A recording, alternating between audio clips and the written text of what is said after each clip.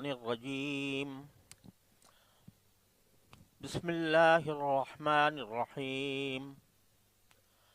اقترب للناس حسابهم وهم في غفلة معرضون. ما يأتيهم من ذكر من ربهم محدث إلا استمعوه وهم يلعبون لاهية قلوبهم وأسروا النجوى الذين ظلموا هل هذا إلا بشر مثلكم أفتأتون السحر وأنتم تبصرون.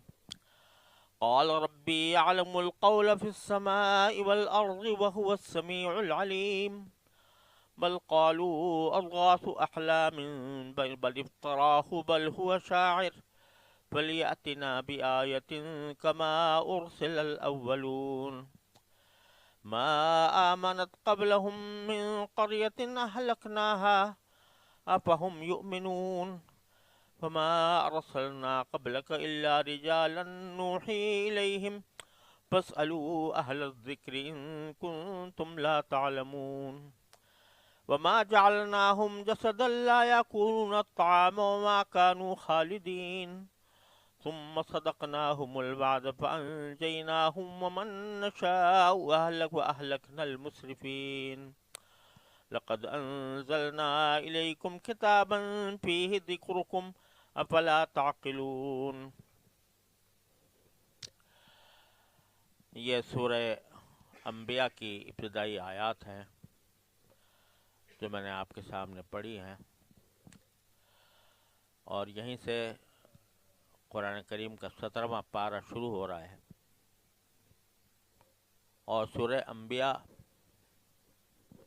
اس سورت کا نام اس لیے ہے کہ اس میں اللہ تبارک و تعالی نے پچھلے انبیاء کرام علیہ السلام کے واقعات بھی ذکر فرمائے ہیں، اور ان سے جو سبق ملتا ہے اس کا بھی تذکرہ فرمایا.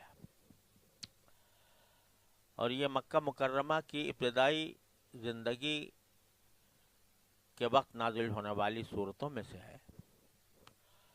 حضرت عبداللہ بن مسعود رضی اللہ تعالی عنہ، جو صحابہ کرام میں نبی کریم صلی اللہ علیہ وسلم کے ساتھ ہر وقت حاضر باش رہنے والوں میں سے تھے، وہ یہ فرماتے ہیں کہ میں نے اسلام لانے کے بعد سب سے پہلے جن صورتوں کو یاد کیا تھا ان میں سورہ مریم، سورہ طٰہٰ، سورہ انبیاء وغیرہ کئی صورتوں کو ذکر فرمایا. اور یہ فرمایا تھا، اس میں یہ فرمایا تھا کہ یہ میرا سرمایہ ہے یہ صورتیں. تو انہی میں سے یہ صورت بھی ہے. جیسا کہ مکی زندگی کی بیشتر صورتوں میں اصل جو مقصود ہے وہ توحید، رسالت اور آخرت کے بنیادی عقائد کی تشریح ہے، اس کے دلائل ہیں، اور اس پر کیے جانے والے اعتراضات کا جواب ہوتا ہے. تو یہاں بھی بنیادی موضوع وہی ہے. اور اس میں خاص طور پر جو مشرکین کے اسلام نہ لانے کی جو بنیادی وجہ ہے اس کو بھی تفصیل کے ساتھ بیان فرمایا گیا ہے. اور یہ ظاہر کیا گیا ہے کہ رسول کریم صلی اللہ علیہ وسلم جو دعوت لے کر تشریف لائے یہ کوئی نرالی بات نہیں ہے. پچھلے انبیاء کرام علیہ السلام کی دعوت بھی انہی چیزوں کی ہوتی تھی، لہذا اس پر کوئی اچنبے کی ضرورت نہیں ہے. بہرحال یہ صورت ایک بہت ہی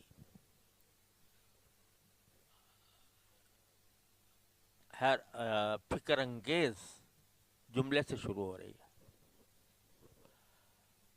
اس طرح شروع ہو رہی ہے: اقترب للناس حسابهم،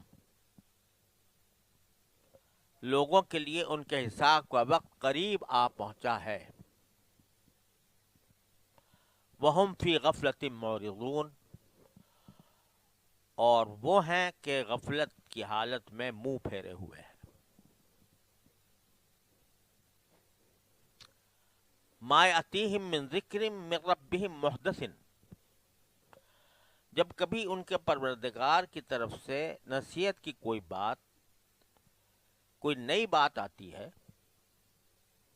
تو الا استمعوہ وہم یلعبون، تو وہ اسے مذاق بنا کر اس حالت میں سنتے ہیں کہ لاہیتن قلوبہم، ان کے دل فضولیات میں منہمک ہوتے ہیں. یعنی یہ بنیادی وجہ بیان فرمائی جا رہی ہے کہ مشرکین کے ایمان لانے کی بنیادی وجہ جو ہے وہ غفلت ہے، اور غفلت بھی ایسی کہ اگر کوئی شخص اس غفلت سے ان کو خبردار کرنے کی کوشش کرے اور کوئی اس کو صحیح راستے کی طرف دعوت دے تو اس کو بھی یہ ہنسی مذاق کر کے ٹال دیتے ہیں اور اس کے اوپر کان نہیں دھرتے. حالانکہ اس دنیا کا اختتام ان کے لیے قریب آ چکا ہے. اقترب للناس حسابهم، لوگوں کے حساب کا وقت قریب آ پہنچا ہے، اور وہ اس کی طرف سے غفلت میں، نہ صرف غفلت میں ہے بلکہ اس سے منہ موڑے ہوئے ہیں. یہاں قرآن کریم نے 4 لفظ استعمال فرمائے.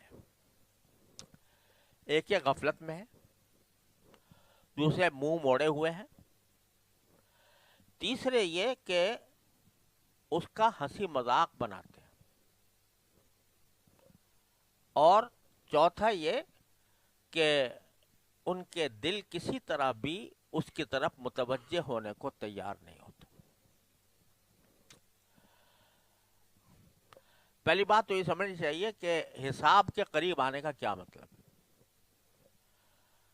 حساب کے قریب آنے کا ایک مطلب یہ ہے کہ قیامت کا دن قریب آ رہا ہے جس میں سارے انسانوں کا حساب ہوگا، اور اس کے قریب آنے کی وجہ یہ ہے کہ جس وقت یہ صورت نازل ہوئی اس وقت دنیا کو قائم ہوئے ہزارہا سال بیت چکے تھے، اور رسول کریم صلی اللہ علیہ وسلم کی تشریف آوری بھی قیامت کی علامات میں سے ایک علامت تھی کہ آپ آخری زمانے میں تشریف لائیں گے.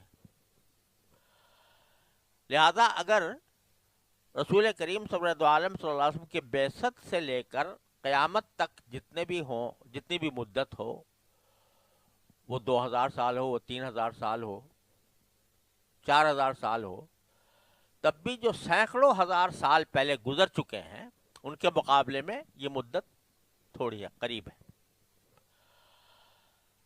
اسی لیے دوسری جگہ فرمایا اقتربت الساعہ، قیامت قریب آ گئی. تو ایک معنی تو یہ ہے. دوسرے معنی یہ ہے کہ حساب قریب آ گیا ہے. حساب، ہر انسان کا حساب شروع ہو جاتا ہے اس کے مرتے ہی. جو ہی اس کی موت واقع ہوتی ہے تو سب سے پہلا حساب اس کا قبر کے اندر شروع ہو جاتا ہے. وہاں اس سے سوال جواب ہوتا ہے، مر ربک، تمہارا پروردگار کون ہے، تمہارا ما دینک، تمہارا دین کیا ہے. رسول کریم صلی اللہ علیہ وسلم کے بارے میں پوچھا جاتا ہے کہ یہ کون ہے. اور اگر کوئی اچھی روح ہے تو اللہ تبارک و تعالیٰ اس کو اسی وقت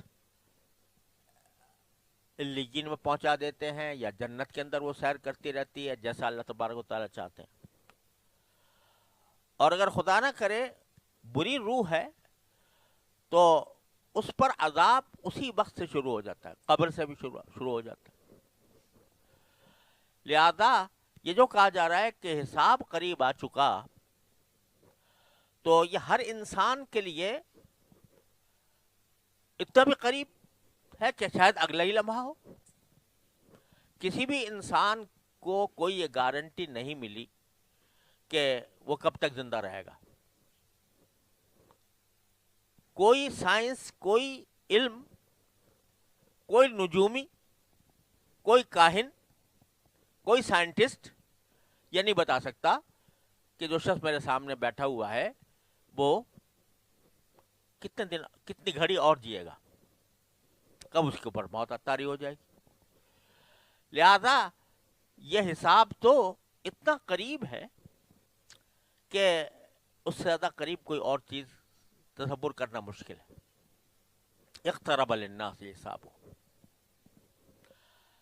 یہ اتنا قریب ہے، بیٹھے بیٹھے انسان چل دیتا ہے.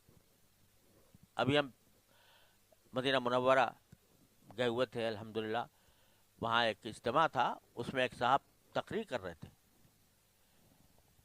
اور تقریر کرتے کرتے نیچے گر پڑے، ختم ہو گئے. کتنے واقعات ہم آنکھوں سے دیکھتے ہیں کہ کچھ پتہ نہیں ہوتا کہ اگلی پل میں زندہ رہوں گا یا نہیں رہوں گا. لہذا حساب کا معاملہ تو قریب آ پہنچا، اقتربا. یہ عربی زبان بھی عجیب زبان ہے، اس کے الفاظ کے اندر بڑے معنی پوشیدہ ہوتے ہیں. یہ قریب آ پہنچا کے لیے عربی زبان میں قروبہ بھی ہوتا ہے. قروبہ قریب آ گیا، اور اقتربہ بھی ہے باب افتعال سے. تو لیکن قروبہ کا جب ترجمہ کریں گے تو کہیں گے قریب آ گیا. اقتربہ اس وقت کہا جاتا ہے جبکہ نہایت قریب آ گیا. اسی لیے یہاں میں نے ترجمہ کیا ہے کہ حساب کا وقت قریب آ پہنچا. یہ اس وقت بولتے ہیں اردو میں، قریب آ پہنچا ہے، سمجھو آ ہی گیا. تو یہ حساب کا جو وقت ہے یہ قریب آ چکا. اور جیسا میں بار بار عرض کرتا رہا ہوں کہ جہاں اللہ تبارک و تعالی مشرکین کی بات کرتے ہیں وہ بظاہر روئے سخن مشرکین کی طرف ہوتا ہے، لیکن بین السطور وہ ہم مسلمانوں کو بھی تنبیہ کا ایک پیغام ہوتا ہے. تنبیہ کی جا رہی ہے کہ اے مسلمانوں تم بھی ذرا، ہم کہہ تو رہے ہیں مشرکین کے بارے میں، لیکن تم بھی خیال کرو کہ حساب کا وقت قریب آنے والا ہے، کسی وقت بھی آ سکتا ہے. اسی لیے رسول کریم سرور دو عالم صلی اللہ علیہ وسلم نے یہ فرمایا کہ ہر انسان کو موت کے لیے ہر وقت تیار رہنا چاہیے، اور اس کے سلسلے میں یہ فرمایا کہ کسی شخص پر بھی 2 راتیں ایسے نہیں گزرنی چاہیے کہ اس کی وصیت اس کے پاس لکھی ہوئی موجود نہ ہو. یعنی ہر وقت انسان اپنا حساب صاف ستھرا رکھے. کسی کا قرض دینا ہے تو ادا کر دے، اگر ادا نہیں کیا ہے تو لکھ کے رکھے کہ میرے ذمہ فلاں کا قرض ہے. اپنے ورثاء کو میں وصیت کرتا ہوں کہ اگر میں مر جاؤں ادا کیے بغیر تو میرے ترکے سے اس کو ادا کر دیا جائے. کسی بھی شخص کے لیے جائز نہیں ہے کہ اس کے ذمے کوئی دین ہو، دینداری ہو، اور وہ وصیت لکھے بغیر 2 راتیں گزار دے.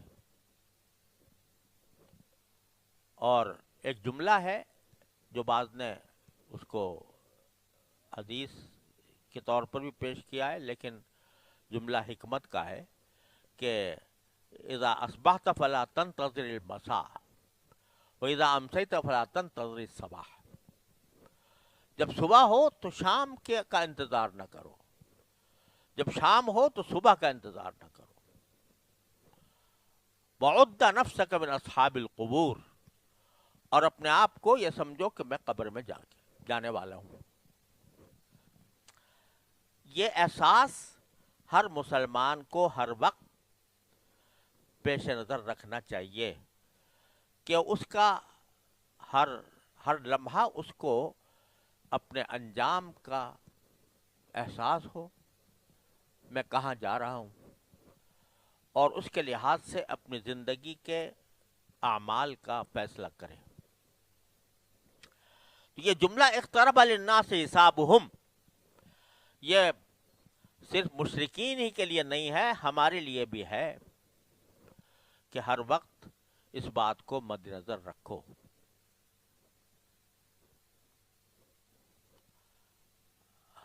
یہ سوچو. اسی لیے حدیث میں آیا کہ جب تم نماز پڑھو تو کیسے پڑھو؟ صلی صلاۃ مودع، ایسے پڑھو جیسے آخری نماز پڑھ رہا ہوں. اب اس کے بعد نماز پڑھنے کا موقع نہیں ملے گا. نماز اس طرح پڑھو. اگر بدفرض کرو ہمیں پتہ چل جائے کہ یہ ابھی جو میں نماز پڑھنے جا رہا ہوں یہ میری آخری نماز ہوگی، تو کس طرح پڑھیں گے؟ اسی طرح غفلت کی حالت میں جیسے پڑھتے ہیں، بلکہ اس میں اللہ کا ذکر ہوگا، خشوع ہوگا، اللہ تعالیٰ کے سامنے عاجزی کا احساس ہوگا، کیا کچھ ہوگا اس میں. حضور نے فرمایا کہ ایسی نماز پڑھو جیسے کہ آج تم رخصت ہو رہے ہو. صلی صلاۃ مودع. آدمی کو ہر وقت اس کام کے لیے تیار رہنا چاہیے.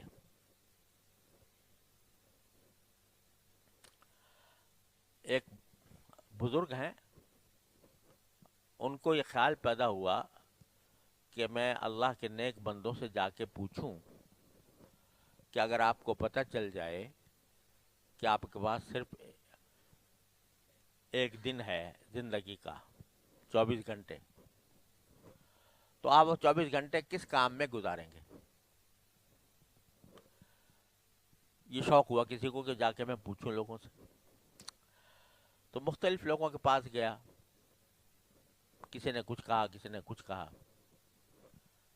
ایک مشہور محدث ہیں حضرت عبد الرحمن ابن ابی نعم رحمہ اللہ تعالی، ان سے جا کر پوچھا کہ حضرت اگر آپ کو پتہ چل جائے کہ اگلے 24 گھنٹے میں آپ کا یعنی اگلے دن آپ کا انتقال ہونے والا ہے تو کیا کریں گے آپ؟ کہ وہی کروں گا جو اب کر رہا ہوں، وہی کروں گا جو اب کر رہا ہوں. یعنی مجھے تو ہر وقت یہ دھیان ہے کہ شاید 24 گھنٹے میرے ملیں نہ ملیں، لہذا میں اب بھی جو کام کرتا ہوں یہ سوچ کر کرتا ہوں کہ میری زندگی ختم ہونے والی ہے. حضرات صحابہ کرام رضی اللہ تعالیٰ عنہم اجمعین، جن کو اللہ تبارک و تعالیٰ نے نبی کریم صلی اللہ علیہ وسلم کی صحبت سے سرفراز فرمایا، وہ اسی طرح تھا کہ ان کے اعمال کرتے ہوئے، زندگی گزارتے ہوئے ان کو جنت اور جہنم آنکھوں سے نظر آ رہی ہوتی تھی. صاحب فرماتے ہیں ہمیں جب رسول کریم صلی اللہ علیہ وسلم کی خدمت میں بیٹھتے تھے تو ایسا لگتا تھا کہ جنت کو آنکھوں سے دیکھ رہے ہیں، جہنم کو آنکھوں سے دیکھ رہے ہیں. لڑائی ہو رہی ہے، جہاد ہو رہا ہے، سر کٹ رہے ہیں، لاشوں کے پشتوں کے کشتوں کے پشتے لگ رہے ہیں، اور صحابی کہہ رہے ہیں کہ مجھے احد کے پہاڑ سے جنت کی خوشبو آ رہی. تو تیزا لگتا ہے سینے کے اوپر، خون فوارے کی طرح ابلتا ہے. کہتے ہیں فزت و رب الکعبہ، رب کعبہ کی قسم کامیاب ہو گیا میں. یہ کیا چیز ہے؟ یہ اقتربت الساعة للناس حسابهم کا احتضار ہے، استحضار ہے کہ حساب کا وقت قریب آ گیا ہے. صرف اتنا ہی جملہ جو ہے اگر انسان اس کو اپنی زندگی کا محور بنا لے تو وہ کامیاب ہو گیا. تو فرمایا حقیقت تو یہ ہے جو ہم نے کہی کہ ان لوگوں کے لیے ان کا حساب کا وقت قریب آ پہنچا ہے. وہم فی غفلت، لیکن ان کا حال یہ ہے کہ غفلت میں ہے. خیال ہی نہیں کہ وقت قریب آ رہا ہے، اللہ کے سامنے جانا ہے، اپنے اعمال کا حساب کتاب دینا ہے، اس کی فکر ہی نہیں. کھا رہے ہیں، پی رہے ہیں، سو رہے ہیں اور اپنے دنیاوی مشغلوں میں لگے ہوئے ہیں، غفلت میں ہیں.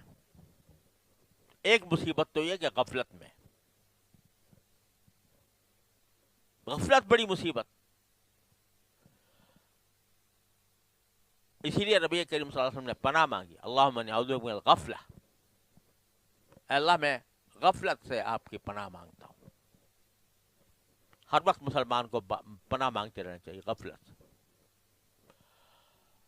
تو ایک مصیبت تو غفلت، دوسرا وہم معرضون، اور وہ منہ موڑے ہوئے ہیں. منہ موڑے ہوئے کیا مطلب یہ ہے؟ ایک آدمی غفلت میں ہے،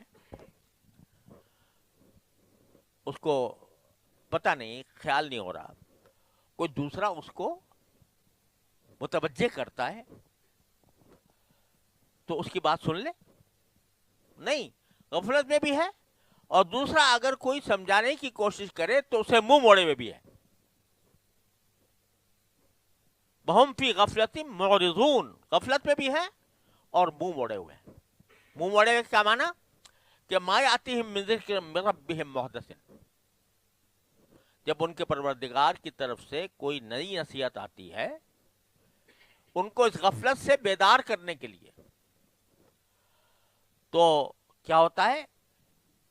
الا استمعوا وهم يلعبون، اس کے سنتے تو ہیں اس کو، لیکن سنتے ہیں ایسے جیسے کہ کھیل کر رہے ہوں، ہنسی مذاق اڑا رہے ہوں. اور لاہیتاً قلوبہم، اس طرح کے ان کے دل جو ہیں وہ بے پرواہ ہوتے ہیں، غفلت میں منہمک ہوتے ہیں، فضولیات میں منہمک ہوتا ہے. جیسے ایک شخص جو ہے وہ کسی تباہی کے غار کی طرف بھگٹٹ بھاگے جا رہے ہیں، کچھ پتہ نہیں آگے میں کس کھائی میں جا کے گروں گا. ایک تو غفلت میں ہے، وہ بھاگا جا رہا ہے.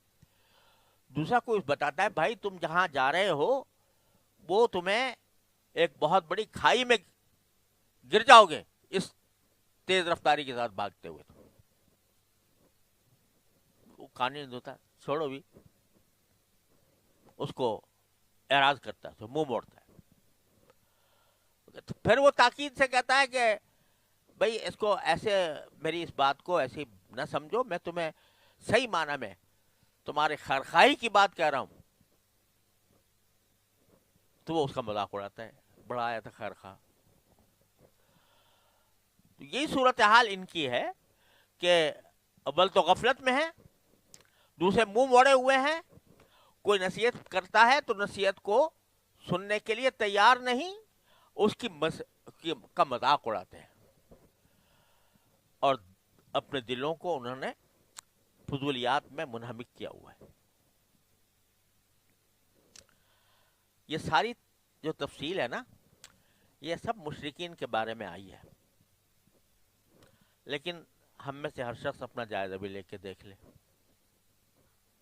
کہ زندگی غفلت میں گزر رہی ہے کہ نہیں،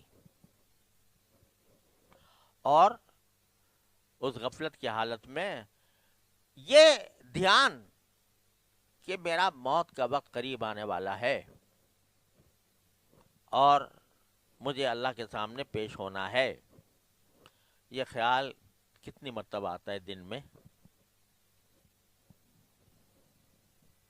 اور اگر کوئی اس طرف متوجہ کرے تو کتنے اہمیت سے اس کو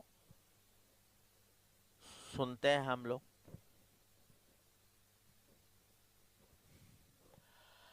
بیماری کی بنیادی جڑ بتا دی ہے قرآن کریم نے، وہ غفلت اور منہ موڑنا. اللہ تعالیٰ ہر مسلمان کو اس سے محفوظ رکھے. غفلت بری بلا ہے، لہذا اس کا توڑ کیا ہے؟ غفلت کا جو غفلت کی جو ضد ہے وہ ہے ہوشیار ہونا، فکر کرنا. فکر، غفلت اس کو کہتے ہیں کہ کوئی فکر ہی نہیں ہے، اور اس کا توڑ یہ ہے کہ فکر پیدا ہو جائے. وہ فکر پیدا ہو جائے کہ جب دن شروع ہو تو اس وقت بھی انسان کو یہ فکر ہو کہ نیا دن شروع ہو رہا ہے، پتہ نہیں یہ پورا مجھے ملے گا یا نہیں ملے گا، اگلا دن آئے گا کہ نہیں آئے گا. لیکن مجھے یہ فکر پیدا ہو جائے کہ یہ دن میں اللہ تعالیٰ کی رضا کے مطابق گزار دوں. تو غفلت بری بلا، اس کا توڑ کیا ہے؟ فکر. اب فکر ایسی چیز ہے جو میرے پروردگار کو بہت ہی پسند ہے، اور اس پسند کا نتیجہ یہ ہوتا ہے کہ فکر والے کو اللہ تعالیٰ محروم نہیں کرتے. سمجھے آپ؟ وہ فکر کرنے والے کو محروم نہیں فرماتے. جس کے دل میں فکر ہو مجھے اللہ کے سامنے پیش ہونا ہے تو پھر اس کو محروم نہیں کرتے.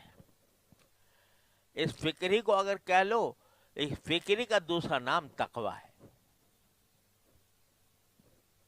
تقوی کے کیا معنی؟ تقوی کے لفظی معنی کرتے ہیں ڈرنا. لیکن ڈرنا کیا؟ ڈرنا اس بات سے کہ اللہ کے سامنے میں کیسے پیش ہوں گا، یہ فکر. اس کو آپ فکر سے تعریف کر لو، اس کو خلش کہہ لو، اس کو ایک چبھن کہہ لو. دل میں ایک چبھن ہر وقت ہوتی رہے کہ جو میں کام کر رہا ہوں وہ میرے پروردگار کو پسند آئے گا نہیں آئے گا. یہ فکر ہے.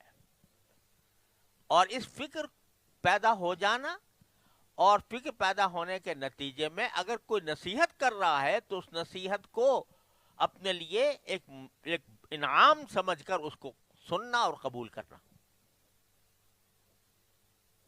بعض اوقات ایسا ہوتا ہے کہ انسان خود سمجھدار ہے، حقیقت شناس ہے، لیکن کسی آدمی کی بات جو ہے وہ کسی وقت ایسے دل پر گھر کر جاتی ہے، اثر کر جاتی ہے کہ اس سے انسان کے فکر میں کہیں سے کہیں اضافہ ہو جاتا ہے.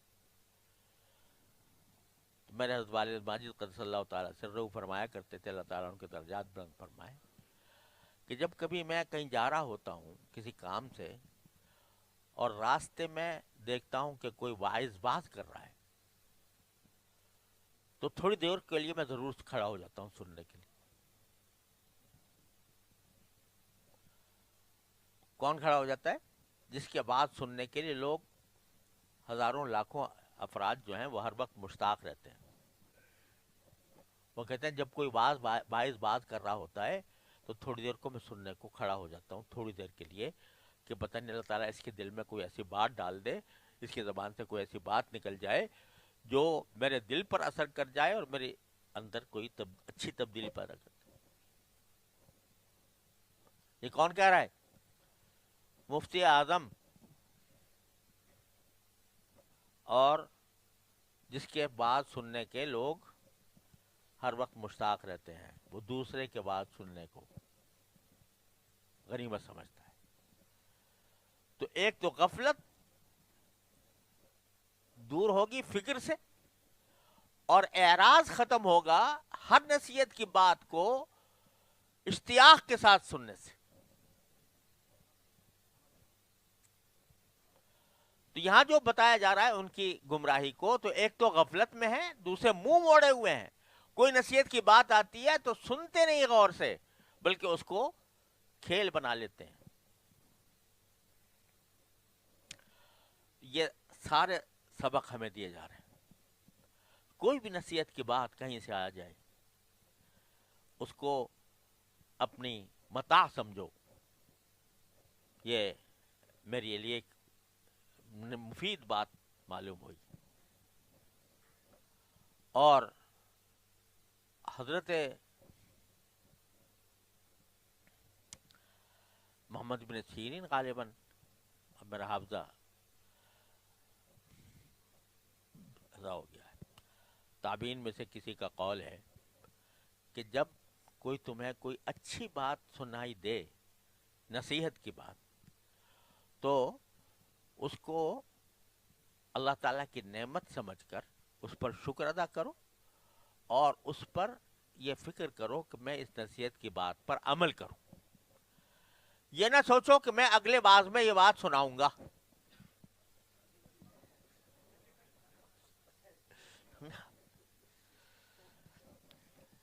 یہ ہم جیسے مولویوں کو انہوں نے آگاہ کر دیا کہ اگر اس نیت سے سنتے ہو کہ بھئی یہ جب میں سناؤں گا تو لوگ متاثر ہوں گے، تو یہ سارا جو نصیحت کا جو مغز تھا اس نے اس کو برباد کر دیا اس نیت نے کہ میں لوگوں کو سناؤں گا تو لوگ تعریف کریں گے، لوگ اچھا سمجھیں گے. کیونکہ وہ پھر اخلاص نہ رہا، اللہ کے لیے نہ ہوا، لوگوں کو سنانے کے لیے ہو گیا. تو یہ سب باتیں آیت کریمہ سے نکل رہی ہیں کہ جب کوئی نصیحت کی بات آئے تو پھر آدمی کو اس کو سننا چاہیے اپنے عمل کے لیے. یہ نہیں کہ اس کو ہم یلعبون، کہ اس کو ایک کھیل بنا لو. تو ایک تو مشرکین کا یہ حال بیان فرمایا جو ہمارے لیے انتہائی سبق آموز ہے. اللہ تبارک و تعالی ہم سے غفلت کو دور فرمائے، اعراض کو دور فرمائے. آگے فرمایا کہ وہ جو مشرکین آپس میں باتیں کرتے تھے رسول کریم صلی اللہ علیہ وسلم کے خلاف، تو فرمایا وَأَسَرُّ النَّجْوَ الَّذِينَ ظَلَمُوا، اور یا ظالم چپ کے ایک دوسرے سے سرگوشی کرتے ہیں کہ هَلْ هَذَا إِلَّا بَشَرٌ مِثْلُكُمْ، یہ شخص یعنی محمد صلی اللہ علیہ وسلم تمہیں جیسا ایک انسان نہیں تو اور کیا ہے. افتاتون السحر وانتم تبصرون، کیا پھر بھی تم سوچتے بوجھتے جادو کی بات سننے جاؤ گے. یہاں مشرکین کا آپس میں ایک دوسرے سے چپ کے باتیں کرنے کا ذکر ہے حضور اقدس صلی اللہ علیہ وسلم کے خلاف. اب یہ آیت جہاں نازل ہو رہی ہے مکہ مکرمہ میں، وہاں ان کو چپ کے بات کرنے کی کیا ضرورت تھی؟ وہ تو علانیہ حضور کی مخالفت کر رہے تھے. چپ کے جو قرآن نے کہا ہے چپ کے بات کرتے ہیں یہ آپس میں کہ یہ شخص جو ہے یہ تو تمہارے جیسا ایک انسان ہے، اور جو باتیں کرتا ہے یہ جادو کی باتیں ہیں. تو چپ کے کرنے کا کیا مطلب؟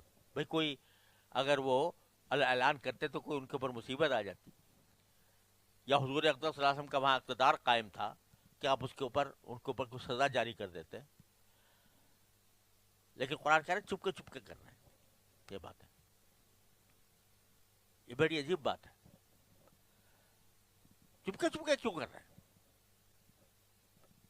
اس کی وجہ اگرچہ مبصرین نے مختلف وجوہات اس کی بیان فرمائی ہیں، لیکن مجھے جس طرف رجحان ہوتا ہے واللہ سبحانہ وعالم، وہ یہ ہے کہ قرآن کریم کو اللہ تبارک و تعالی نے اتنا عظیم کلام بنایا کہ اس کی حلاوت، اس کی شیرینی، اس کی فصاحت، اس کی بلاغت، اس کی ادبیت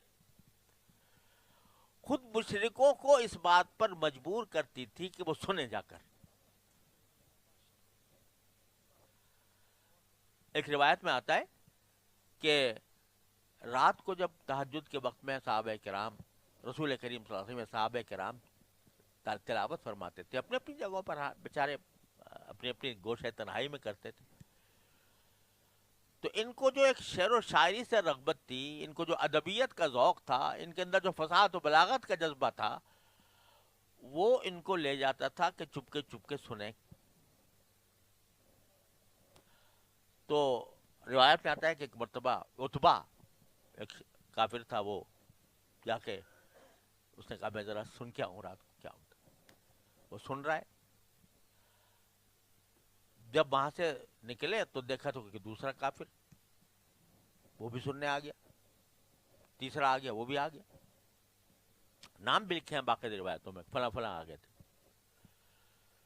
اب جب آپس میں ملے تو دماغ پر تو اس کلام کا روب طاری ہے، جو اللہ تعالیٰ کا کلام نازل ہو رہا تھا اس کا روب طاری ہے کہ یہ بات کوئی سوائے انسان کی بات نہ معلوم نہیں آتی. تو دل میں کچھ اپنے عقائد کے اندر ڈگمگاہٹ پیدا ہو رہی ہے، اور ساتھ میں ایک دوسرے کے سامنے شرمندگی ہو رہی ہے کہ ہم جس قرآن کا انکار کرتے ہیں اس کو سننے آئے ہیں. تو اب آپس میں جو سرگوشی کر رہے ہیں وہ جھیپ کی حالت میں، جھیپ کی حالت میں کہ ایک دوسرے سے شرما رہے ہیں.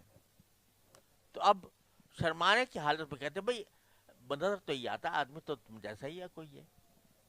سمجھا؟ اور یہ جو کلام تم پڑھ رہے ہو تو یہ تو کچھ جادو ہی ہے نا. اب بتاتون السحر وانتم تبصرون.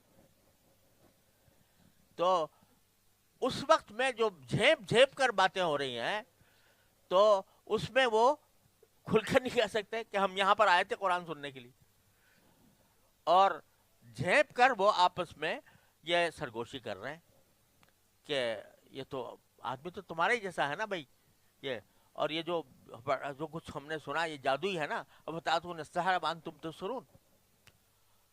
اور آپس میں پھر وہ روایت میں آتا ہے کہ انہوں نے مادہ بھی کیا بھائی آج سے نہیں آئیں گے ہم کبھی یہاں پر. تو قال ربی یعلم القول، پیغمبر نے کہا کہ میرا پروردگار اس سب کو جو کچھ کہا جاتا ہے میرا پروردگار اس کو سب کو جانتا ہے، اور وہ ہر بات سنتا ہے، ہر چیز سے باخبر ہے، وہ سمیع العلیم. تم جو چپ کے گئے تھے وہ بھی ہمیں پتہ ہے، کون چیز تمہیں لے گئی تھی وہ بھی پتہ ہے، اور کون سی چیز سرگوشی میں آپس میں ایک دوسرے سے باتیں کر رہے تھے وہ بھی پتہ ہے. نتیجہ یہ کہ تمہارے پاس کوئی ٹھوس بات ہے ہی نہیں، بل قالوا اضغاث واحلام، بلکہ یہ کہتے ہیں کہ یہ قرآن بے جوڑ خوابوں کا مجموعہ ہے. کبھی یہ کہہ دیا جواب میں. بل افطراہ، بلکہ یہ ان صاحب نے خود گھڑ لیا ہے. بل ہوا شاعر، بلکہ وہ آدمی یہ صاحب جو ہیں یہ شاعر ہیں. مطلب یہ کہ کسی ایک بات پر جماؤ نہیں ہے. سمجھ میں تو آ نہیں رہا تردید کرنے کے لیے کوئی راستہ. لہذا کبھی کہتے ہیں کہ یہ بے جوڑ خوابوں کا مجموعہ ہے یہ جو کچھ کلام ہو رہا ہے، اور کبھی کہتے ہیں کہ حضور نے خود گھڑ لیا ہے، اور کبھی کہتے ہیں کہ یہ خود شاعر ہیں، شاعری میں اس طرح کی باتیں ہوا کرتی ہیں. تو اب آخر کو جب سمجھ میں نہیں آ رہا کہ ہے کیا، خوابوں کا مجموعہ ہے یا خود گھڑ لیا ہے یا جادو ہے، تو اب آخر میں ہم ان سے مطالبہ کرتے ہیں فَلْيَأْتِنَا بِآیَةٍ، تو یہ لے آئیں ہمارے سامنے کوئی نشانی، کما ارسل الاولون، جیسے کہ پہلے نبیوں کو پاس بھیجی گئی تھی. یعنی آپ خود بتاتے ہیں کہ فلاں نبی کے پاس فلاں نشانی آئی تھی، موسیٰ علیہ السلام کا عصا تھا وہ اژدہا بن گیا تھا، اور سمود کے پاس اونٹنی آ گئی تھی وغیرہ وغیرہ. تو ایسی کوئی نشانی ہمیں بھی دکھا دو. اب یہ اور کچھ تو ہمارے پاس ہے نہیں ان کی تردید کے لیے، بس یہ مطالبہ کر لو کہ جیسے پچھلے انبیاء کے پاس معجزات آئے تھے وہ معجزہ میں سے کوئی معجزہ ہمیں بھی دکھا دو. فَلْيَأْتِنَا بِآیَةٍ کما ارسل الاولون، جیسے کہ پہلے لوگ بھیجے گئے تھے. باری تعالیٰ فرماتے ہیں کہ پچھلے لوگوں کی باتیں تو کر رہے ہو، پچھلے لوگوں نے جو معجزات مانگے تھے وہ ان کو دکھا دیے گئے تھے، پھر بھی جب وہ ایمان نہیں لائے تھے سب کو برباد کر دیا گیا تھا. تو اگر تمہیں بھی تمہارے فرمائشی معجزہ دکھا دیا جائے تو پھر ہمیں تمہیں بھی ہلاک کرنا پڑے گا، اور حضور اقدس صلی اللہ علیہ وسلم کی موجودگی میں ہمیں تمہیں ہلاک کرنا منظور نہیں ہے. ما آمنت قبلہم من قریۃ اہلکناہا، ان سے پہلے جس کسی بستی کو ہم نے ہلاک کیا وہ ایمان نہیں لائی. یعنی ان کا منہ مانگا معجزہ بھی دکھا دیا گیا پھر بھی نہیں لائی ایمان، تو پھر ان کو ہلاک کر دیا گیا. کما اور افہم یؤمنون، تو کیا یہ ایمان لے آئیں گے؟ جن لوگوں کا یہ حوالہ دے رہے ہیں ان کے فرمائشی معجزات ان کو دکھا دیے گئے پھر بھی وہ ایمان نہیں لائے، تو کیا یہ فرمائشی معجزات دیکھنے کے بعد یہ ایمان لے آئیں گے؟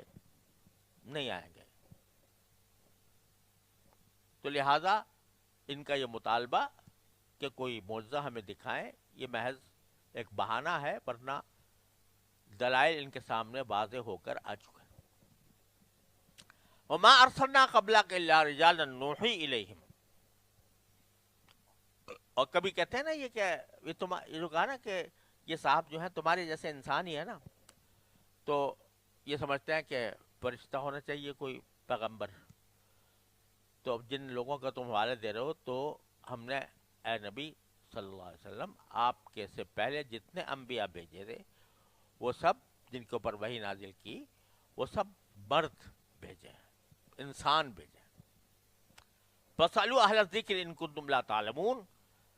تو لہٰذا اگر تمہیں خود علم نہیں ہے تو نصیحت کا علم رکھنے والوں سے پوچھ لو.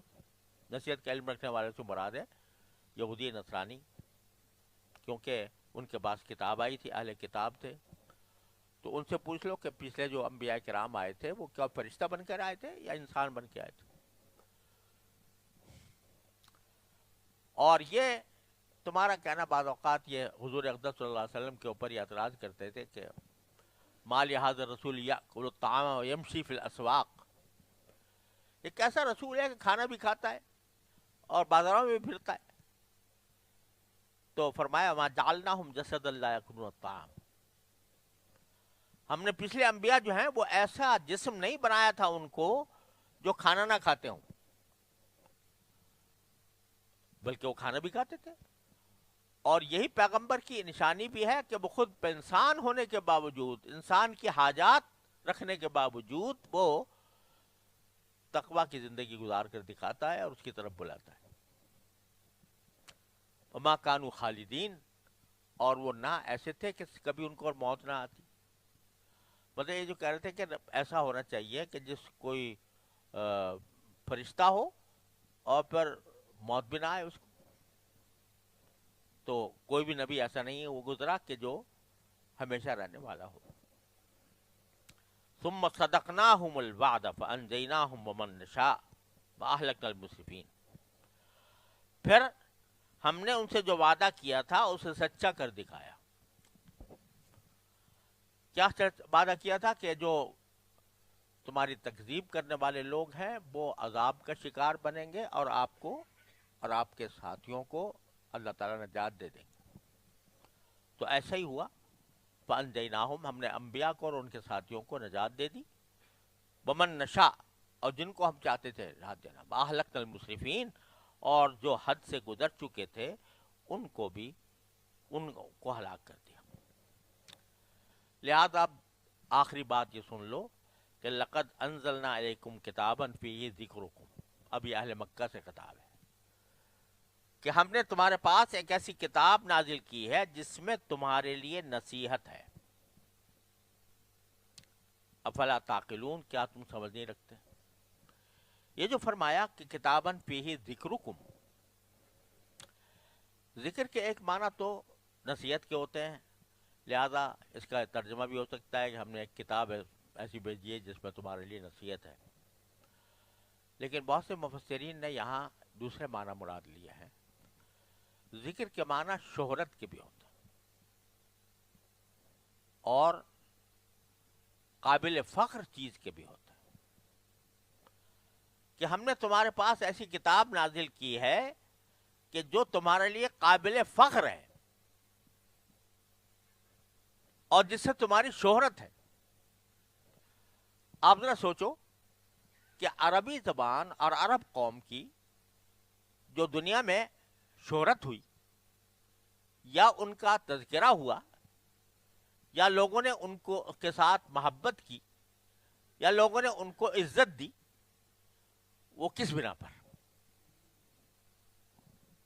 سوائے قرآن کے کوئی اور چیز نہیں تھی، اور نبی کریم صلی اللہ علیہ وسلم کے اور قرآن کے کوئی اور چیز نہیں تھی۔ اگر فرض کرو نبی کریم صلی اللہ علیہ وسلم اہل عرب میں تشریف نہ لاتے اور قرآن نازل نہ ہوتا عربی زبان میں، تو اہل عرب کا کون پوچھتا تھا؟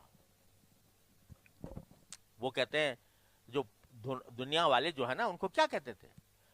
دنیا والے کہتے تھے کہ ان کو کہتے تھے یہ تو صحراؤں کے باشندے ہیں، ان کو تمدن سے کوئی علاقہ نہیں، ان کو تہذیب سے کوئی علاقہ نہیں۔ وہ جو سکندر کا جو مقابلہ ہوا تھا تو اس میں اہل ایران نے ان کو تانے کیا دیے تھے؟ زشیر شتر خوردن و سوسمار، عرب را بجائے رسول رخی دستکار، کہ تختے کیاں را کنند آرزو، تفو بر چرخ گرداں تفو۔ عربوں کا ذکر کر رہا ہے کہ یہ اونٹیوں کا دودھ پینے والے اور گوہ کا گوشت کھانے والے، اور اب ان کی مجال ہو گئی کہ ہمارے اوپر آ کر حملہ آور ہو رہے ہیں۔ تو ان کو دنیا کیا کہتی تھی؟ اونٹیوں کا دودھ پینے والے اور گوہ کا گوشت کھانے والے۔ ساری دنیا میں ان کی جو شہرت تھی وہ اس قسم کی تھی، لیکن یہ سرکار دو عالم صلی اللہ علیہ وسلم کا صدقہ ہے کہ آپ نے اور آپ کی کتاب نے اہل عرب کی شہرت 4 دانگ عالم میں پھیلا دی۔ لقد انزلنا الیکم کتابا فیہ ذکرکم، ایسی کتاب ہم نے تمہارے پاس بھیجی ہے جس میں تمہاری شہرت ہے، تمہارے لیے فخر کا سبب ہے۔ دنیا تمہارے گن گائے گی اگر تم اس کتاب کے اوپر عمل کرو گے۔ افلا تعقلون، پھر بھی تمہاری سمجھ میں نہیں آتا۔ تو دوسری کی تفسیر یہ بھی ہے، اور اس میں ایک طرح سے ان کو یہ بتایا جا رہا ہے کہ اگر یہ تم اس کتاب کی نصیحت کو قبول کر لو گے تو دنیا میں تمہارا ڈنکا بجے گا، اور بج کر رہا۔ دنیا میں ڈنکا بجا، قرآن ہی کا بجا، الحمدللہ۔ تو ان کو نصیحتیں کی جا رہی ہے کہ اب بھی سمجھ لو تمہارے ہی فائدے کا کام ہے۔ وصلی اللہ تعالی علی خیر خلق سیدنا۔ اور بھائی، یہ غفلت سے بیدار کرنے کے لیے اللہ تبارک و تعالی ہمیں کچھ مواقع بھی عطا فرمایا کرتے ہیں۔ رمضان کا مہینہ بھی اسی میں سے ہے، قریب آ رہا ہے، چند دن باقی ہے۔ اللہ تبارک و تعالی اس کو اپنے ذکر و فکر سے آباد فرما دے۔ مقصود اس مہینے کا جو فرائض و واجبات ہیں وہ تو اپنی جگہ ہیں، روزہ رکھنا، تراویح پڑھنا وغیرہ، لیکن اس کا مقصود اصل میں یہ ہے کہ ہم سارے 24 گھنٹے 11 مہینے غفلت میں رہتے ہیں، اور رجوع اللہ کی توفیق کم ہوتی ہے۔ تو اللہ تبارک و تعالی ہمیں گویا ایک طرح سے گھیر کر بلا لیتے ہیں اس مہینے کے اندر، کہاں بھاگے جا رہے ہو آؤ۔ تو اس کو تھوڑا سا غنیمت سمجھنے کی ضرورت ہے کہ اس رمضان کے اوقات اللہ تبارک و تعالیٰ اپنی طرف رجوع میں، انابت میں، اس کے کلام کی تلاوت میں، اس کے ذکر میں، اس کی تسبیح میں، اس کے فکر میں، اس کے خیال میں، اس کے تصور میں یہ وقت گزرے۔ اللہ تبارک و تعالی ہم سب کو اس کی توفیق عطا فرما دے۔ اپنے کچھ پہلے سے معمولات طے کر لیں، اور دوسری مصروفیات کو جتنا کم سے کم کر سکیں وہ کم کر کے زیادہ سے زیادہ وقت تلاوت قرآن پاک میں، ذکر و تسبیح میں، آخرت کی فکر میں، اتباع سنت کی کوشش میں، اپنی اصلاح کے لیے دعائیں کرنے میں، اللہ تعالیٰ کی طرف کسی طرح بھی رجوع کرنے میں گزارنے کی کوشش کی جائے۔ تو انشاءاللہ فرمایا گیا کہ من سلم له رمضان سلمت له السنہ، رمضان سالم گر گیا تو سمجھو سال سالم گیا۔ اللہ تعالی ہم سب کو اس کی توفیق عطا فرمائے۔